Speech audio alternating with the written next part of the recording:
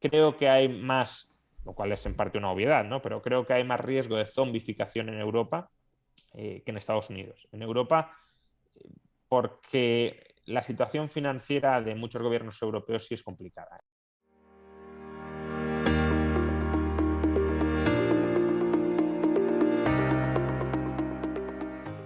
Con lo de los bancos centrales voy porque es uno de los temas precisamente de actualidad. Hemos tenido ya reunión de la Reserva Federal, ahora se espera la del Banco Central Europeo. Pero claro, lo que has dicho de la deuda es bastante importante y luego te quería preguntar de la burbuja de la deuda que se ha generado, ¿no? Porque me parece que es uno de los temas que se tiene que comentar y atajar y que es un problema a nivel mundial, incluso sobre todo en los mercados desarrollados, ¿no? Pero con esto que dices de los tipos, es verdad que los bancos centrales ya están empezando a tener nervios, ¿no? Sobre esta situación, pero ¿qué margen tienen? Se lo pregunté el otro día a José Carlos Díez también, pero ¿qué margen tiene, por ejemplo, el Banco Central Europeo para subir tipos y que España no se sobrecargue por el pago de intereses de la deuda, ¿no? ¿Hasta dónde se pueden subir tipos? Porque unos tipos al 4%, por ejemplo, para atajar una inflación tan elevada, lo veo impensable, ¿no? ¿Cuál es tu punto de vista? Sí, a ver, sabemos que la política monetaria y la política fiscal tienen que estar coordinadas. Lo sabemos desde principios de los años 80. Si la política fiscal y la política monetaria no están coordinadas, es decir, si una va en contra de la otra, pues una de las dos va a terminar cediendo. Tradicionalmente la que cedía era la política fiscal. ¿Por qué? Porque teníamos un banco central fuerte e independiente que imponía lo que técnicamente se conoce como dominancia monetaria. Es decir, aquí mando yo. Yo no voy a bajar los tipos de interés por mucho que a ti, gobierno, te interese que se mantengan los tipos de interés bajos para endeudarte a esos tipos bajos y para poder gastar o para poder bajar impuestos sin recortar el gasto de manera irresponsable. Entonces, si hay dominancia monetaria, es decir, si es el Banco Central el que se impone y el gobierno sabe que tiene que someterse al Banco Central, pues se van a coordinar ambas políticas porque no queda otra. El problema es que lo que nos jugamos, cuando hablaba antes de credibilidad de los bancos centrales, lo que en última instancia nos jugamos es si existe, o si sigue existiendo, mejor dicho, si sigue prevaleciendo esa dominancia monetaria, si el Banco Central es el que sigue llevando la voz cantante, o si en cambio, sin que los bancos centrales lo hayan reconocido, porque no pueden reconocer esto, aunque sea cierto, no pueden reconocerlo, obviamente si es falso no lo van a reconocer porque no sería el caso, pero aunque sea cierto, no lo pueden reconocer, si hemos transitado hacia un régimen de dominancia fiscal. Es decir, sí que si quien manda ahora ya no son los bancos centrales, sino los gobiernos, porque los bancos centrales no van a dejar en ningún caso que los gobiernos quiebren si estos no quieren reducir su endeudamiento público. Por eso es fundamental que mientras el Banco Central está empezando a subir tipos de interés para señalizar ante los mercados que se preocupan por la inflación, al final tienen que decirles a los inversores, señores, que ahora están sufriendo unas pérdidas extraordinarias, pero esas pérdidas extraordinarias no se van a mantener en el tiempo, porque nosotros vamos a hacer todo lo que sea necesario, la famosa frase de Draghi, pero aplicada ahora a otro contexto, para evitar que ustedes pierdan hasta la camisa, porque claro, una inflación del 5 o del 6 todos los años, si esa fuera la expectativa, provocaría una huida, una estampida de la deuda pública, porque en pocos años estás consumiendo todo el capital.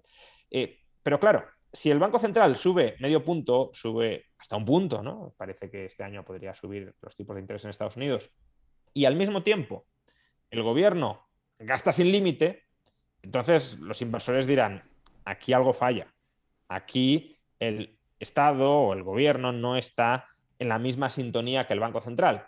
Por tanto, el Banco Central no va a controlar la inflación únicamente con un 1% de tipos de interés. Va a tener que doblarle el pulso al gobierno llevando los tipos de interés al 3, al 4 o al 5% hasta que el gobierno ceda. Y si el Banco Central no hace eso mientras el gobierno sigue descorchando la botella de gasto público ilimitado o de déficit público ilimitado, los inversores sabrán que quien le está doblando el pulso a alguien es el gobierno del Banco Central.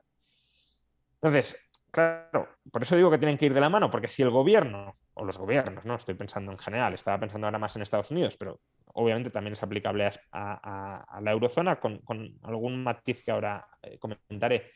Si los gobiernos controlan los déficits públicos al tiempo que los bancos centrales normalizan la política monetaria, los inversores pueden decir, aquí hay un comportamiento institucional creíble en favor de la estabilidad de precios a largo plazo. Por tanto, aunque el Banco Central no suba los tipos de interés al 3 o al 4%, aunque los suba solo al 1%, como veo que tanto el gobierno como el Banco Central se lo están tomando en serio y que si fuera necesario irían, o parece que están dispuestos a ir más allá, pues no hace falta que yo liquide posiciones ahora porque hay coherencia temporal. Ahora, claro, como digo, si no es así, pues va a ser necesario que el Banco Central, si quiere mantener su credibilidad, tome decisiones mucho más duras que afectarán no solo a la financiación, dificultando la financiación del déficit público, sino que restringirán el acceso al crédito de toda la economía. ¿Crees que vamos a esas economías zombies de deuda sobre deuda y de, y de al final más implicación política y menos independencia del Banco Central? Esa es como digo, esa es la gran cuestión que se tendrá que dilucidar en los próximos meses. Desde luego, si los inversores creen que el Banco Central está en última instancia sometido al capricho de los políticos, ya sea porque sigue órdenes directas, que eso bueno, probablemente no suceda en ninguna economía desarrollada, pero sí porque en su función de objetivos los banqueros centrales hayan incorporado la facilidad de financiación de la deuda pública para no generar inestabilidad financiera. Si los inversores se convencen de eso, pues las monedas van a perder, la moneda va a perder calidad, ¿no? En este sentido, el discurso que tuvo Powell la semana pasada, yo dije que fue un discurso de muy halcón. La decisión que tomó la Fed fue paloma total, eso está claro, porque no hicieron nada, salvo anunciar que en marzo harán, que ya veremos. Pero desde las palabras de Powell, a mi juicio, sí cabe calificarlas como halcón, porque básicamente lo que les dijo a los mercados es vamos en serio, pase lo que pase. Es decir, dio varios mensajes clave diciendo la economía está en pleno empleo. Por tanto, como la Reserva Federal tiene dos objetivos en Estados Unidos, el Banco Central no, pero la Reserva Federal sí, fomentar la actividad económica y la creación de empleo y controlar los precios, con ese mensaje lo que dijo es ya estamos solo en un único objetivo, que es controlar los precios. El otro ya lo hemos alcanzado. Por consiguiente, no hay excusa alguna para no subir tipos ahora mismo. Y otro mensaje también importante, aparte de decir que la inflación, el riesgo de inflación iba a más, que no se piensen que la Reserva Federal no se lo toma en serio, que veía bien los mercados y que bueno, los mercados podían caer si fuera necesario porque están cerca de máximos y tampoco sería ningún drama que los mercados cayeran. Eso es un argumento contra aquellos que creen que si los mercados caen apreciablemente, la Reserva Federal dará marcha atrás en una especie ya ni de dominancia monetaria ni de dominancia fiscal, sino de dominancia financiera, que lo que marca la política monetaria sea el ánimo o los animal spirits en los mercados bursátiles, ¿no?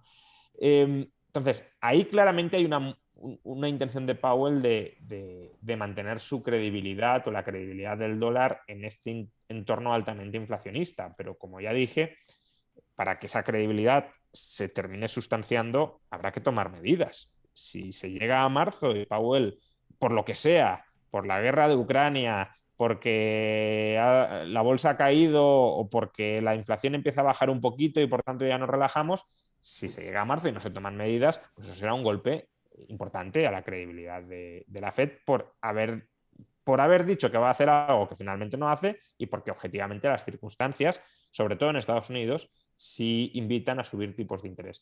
Entonces, no lo sé, no sé qué van a hacer los bancos centrales. Creo que hay más, lo cual es en parte una obviedad, ¿no? Pero creo que hay más riesgo de zombificación en Europa que en Estados Unidos. En Europa, porque la situación financiera de muchos gobiernos europeos sí es complicada. En Estados Unidos, el gobierno federal realmente no necesita a la Reserva Federal para financiarse barato. ¿No? Es decir, la deuda pública estadounidense está amplísimamente demandada. La Fed puede, bueno, y esto es discutido, pero puede quizá mejorar algo marginalmente los términos de financiación del Tesoro, en el mejor de los casos, pero no que la Fed deje de comprar deuda, por ejemplo, no va a hacer que Estados Unidos no pueda colocar su deuda.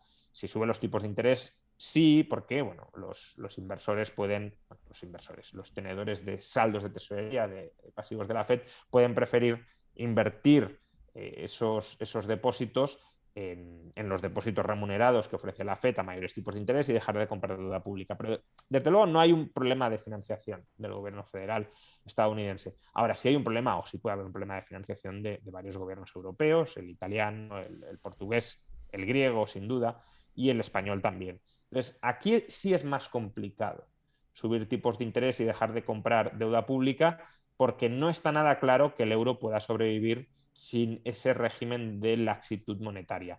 Y claro, el Banco Central Europeo se está escudando en que la inflación es importada, que aquí no está habiendo sobrecalentamiento de la economía. Bueno, es posible que sea así, pero si, aunque la inflación sea importada, vas a tener que dar algún tipo de señal de que te estás tomando en serio la inflación y que no vas a dejar que los inversores en moneda sufran pues, toda la pérdida de la inflación importada, porque es que si no, vas a sufrir una depreciación del tipo de cambio y sí, seguirá siendo importada la inflación, pero importada en parte por huida de la moneda.